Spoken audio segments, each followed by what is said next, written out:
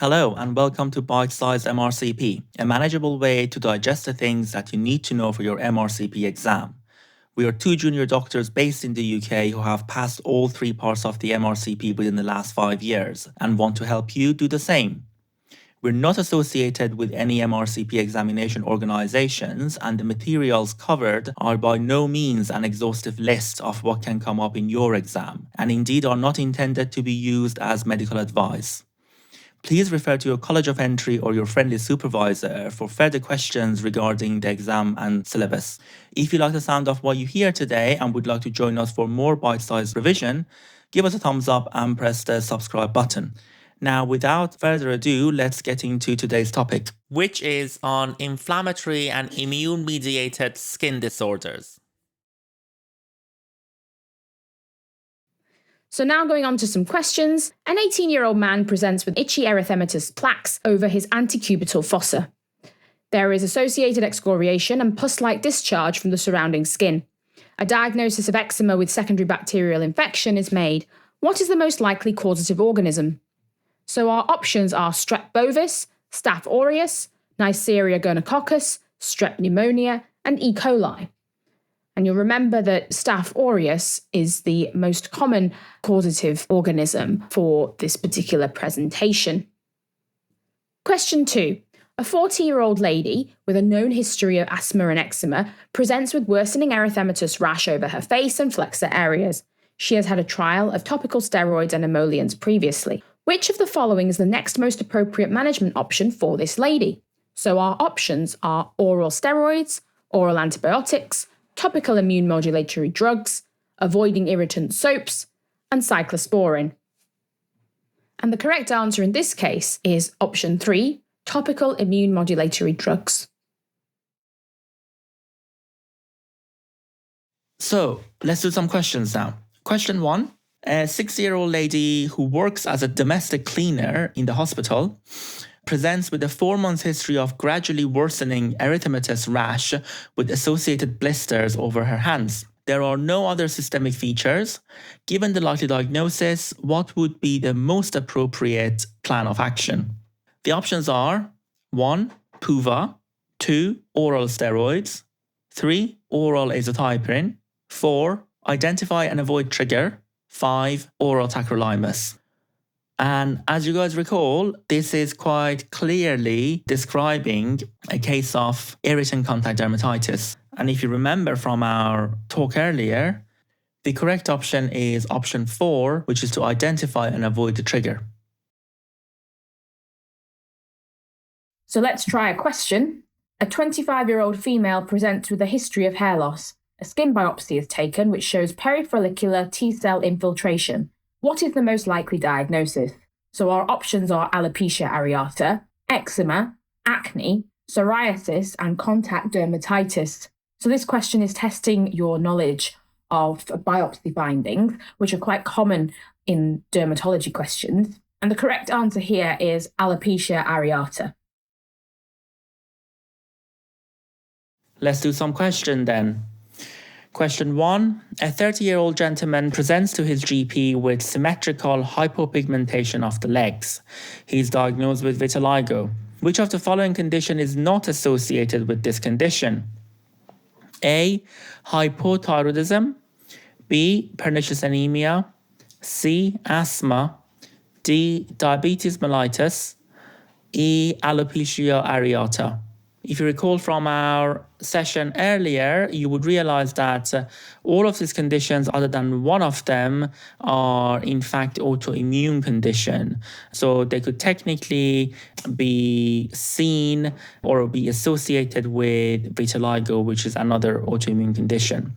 The condition that's not related to vitiligo and is certainly not an autoimmune condition amongst the list given is option C, asthma. So let's try a question. A 60-year-old lady presents with a few weeks' history of tense blisters affecting her arms and sparing her mouth. Her blood test shows evidence of eosinophilia. A diagnosis of Bullous Pemphigoid is made. What is seen on the skin biopsy?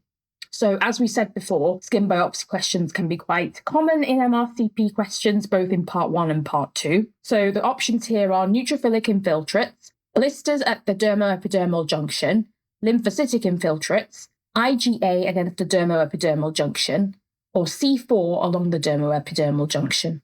The correct answer here is blistering at the dermoepidermal junction, as you may recall from an earlier slide. Okay, let's do some questions then. Question 1. A 45-year-old lady presents with a few weeks' history of fragile blisters in her axilla and mouth. She is now struggling to eat and brush her teeth. Examination of the skin shows easily ruptured blisters on her trunk and axillae. Given the likely diagnosis, what is the most likely finding on skin biopsy? So this requires sort of a two-step verification of your knowledge. Hopefully by reading the clinical vignette, you have realized that this is classically describing a case of Pemphigus Vulgaris. You've got a middle-aged patient who's got a few weeks history of fragile blisters in the friction area such as axillae, and more importantly, it's also affecting her mouth, leading to struggle with eating and brushing teeth. So hopefully by getting the diagnosis of Pemphigus vulgaris, you would have realized that your options are a bit more clearer. Given the likely diagnosis, what is the most likely finding on skin biopsy? The options are A. Neutrophilic infiltrates, B. Blister at dermoepidermal junction, C. Intraepidermal blisters, D. IgA against the dermoepidermal junction, E. C4 along the dermoepidermal junction. And if you recall from our discussion earlier, if you have gathered that this is a classic case of Pemphigus vulgaris, you would hopefully realize that the correct option is going to be option C, which is intraepidermal blisters. Okay, so now let's try a question. A 30-year-old lady presents with painful nodular lesions over her shins, which have appeared over the course of the last week. On examination, she is also noted to have swollen ankles. A chest X-ray shows hilar lymphadenopathy. She takes no regular medications. What is the likely cause leading to her skin lesions? So our options are use of the combined oral contraceptive pill, inflammatory bowel disease, streptococcal infection, sarcoidosis, or lymphoma. Now, you should first of all recognise from the vignette that the lady has presented with Erythema Nodosum, and all of these options really could potentially be causes of Erythema Nodosum. But we have to look at what the vignette is saying regarding her clinical presentation and the other information given, such as the fact she's not on any other drugs, so we can immediately exclude option A. The vignette is describing someone with classic features of sarcoidosis, and this includes having the hilar lymphadenopathy and the swollen ankles, as well as her age. And so the correct answer here is sarcoidosis. Let's do some questions. A 30-year-old lady with a history of inflammatory bowel disease or IBD and previous right-sided colectomy and functioning stoma presents with a new ulcerating lesion adjacent to her stoma site. A bacterial swab of the ulcer shows no growth after 48 hours. Given the previous medical history, what is the most likely diagnosis? The options are A. Erythema Nodosum, B. Pyoderma Gangrenosum, C. Melanoma, D. Basal cell carcinoma, E. Progression of inflammatory bowel disease. So the correct option in here is option B, which is Pyoderma Gangrenosum. If you go over the history again, you have a lady who has a history of IBD that counts as one of the highest risk factors to develop Pyoderma Gangrenosum. She presents with an ulcerating lesion over her stoma side. We said that pyoderma very frequently affects the shins. However, they can technically happen anywhere. This lady clearly at the site of her stoma has been a site of chronic inflammation just by nature of having the stoma. And that's your second risk factor that could potentially lead to development of Pyoderma Gangrenosum. The other options are incorrect because the way that the clinical vignette has described this, it doesn't really match with the others. So Erythema Nodosum, they cause erythematous tender, usually shin lesions. They don't cause ulcerating disease. Melanoma is very unlikely to happen on somebody's abdomen, and it will need to be really, really advanced for it to be ulcerating. Basal cell carcinoma, again, is irrelevant because it classically causes a pearly-like lesion and it's not really common to affect the abdomen. If you want a review of BCC or basal cell carcinoma, please click here. Progression of IBD, it could be a potential option. However, you would be expecting to have more information about this lady's symptoms. And main symptoms of IBD, if it was to progress, would be abdominal pain, would be bleeding, whether PR bleeding or bleeding from the stoma site, having a raised temperature, raised inflammatory markers. And quite frankly, none of those are mentioned in the clinical vignette. Therefore, the most likely option in here is going to be option B, which is Pyoderma Gangrenosum. So let's try a question. A 20-year-old male presents with a 4 months history of bilateral scaly plaque lesions on the extensor surface of his elbows. The IMT2 doctor suspects a diagnosis of psoriasis and refers the patient for biopsy. Which of the following is not a characteristic finding in this case, assuming the diagnosis is correct? So our options are epidermal thickening, dilated dermal capillaries, mixed inflammatory cell infiltrate, CD8 lymphocyte predominance, and CD4 lymphocyte predominance.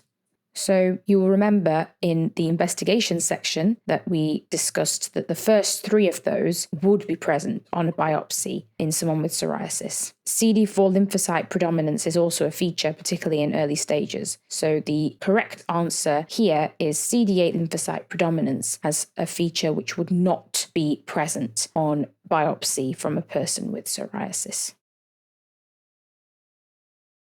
So let's try a question. A 45-year-old lady presents with a 1-month history of bilateral purple itchy papules on the extensor surface of her wrists. She has a history of ulcerative colitis. What is the most likely diagnosis? So our options are eczema, lichen sclerosis, psoriasis, lichen planus, and cutaneous vasculitis. Now, given the presentation that we've just done, the answer here, according to the description in the vignette, is lichen planus, although it's a good idea to have an idea of what the other skin conditions listed in this answer set would manifest as. Okay, let's do some questions. A 28-year-old lady with a history of type 1 diabetes presents to the dermatology clinic with a 6-month history of an intensely itchy small blisters over an erythematous base affecting her knees and elbows. She also reports intermittent abdominal pain and bloating over the same period of time. Given the likely diagnosis, which of the following statement is incorrect? A, she's likely to have raised anti-TTG levels in her serum. B, indirect immunofluorescence is always negative. C, gluten-free diet is a long-term treatment of choice. D, skin biopsy will most likely show neutrophil microabscesses in the dermal papillae. E, the condition is most common in the Chinese population. Looking back at the vignette, hopefully you have realized that you are dealing with Dermatitis Herpetiformis. There are multiple pointers towards this in the question stem. And these include that you're dealing with a young lady who has a history of autoimmune disease in the form of type 1 diabetes. And she's presented with not only an intensely itchy, small blistering disease over her extensor surfaces of elbows and knees, but also with 6 months history of intermittent abdominal pain. So making you guys think about the possibility of celiac disease in here, and then hopefully getting the diagnosis of Dermatitis Herpetiformis a bit easier. And if you recall from our session today, the correct option is E, which is the incorrect option in here among the choices. And that's because the condition, as you know, is most common in the Northern European, especially the Irish community. And option A, B, C, and D are all completely correct. Thanks for listening to this episode of Bite-Size MRCP. If you like what you heard today, give us a thumbs up and hit the like and subscribe button to make sure that you don't miss out on our next episode. Let us know in the comments which topics you would like to hear in the future. See you in the next episode.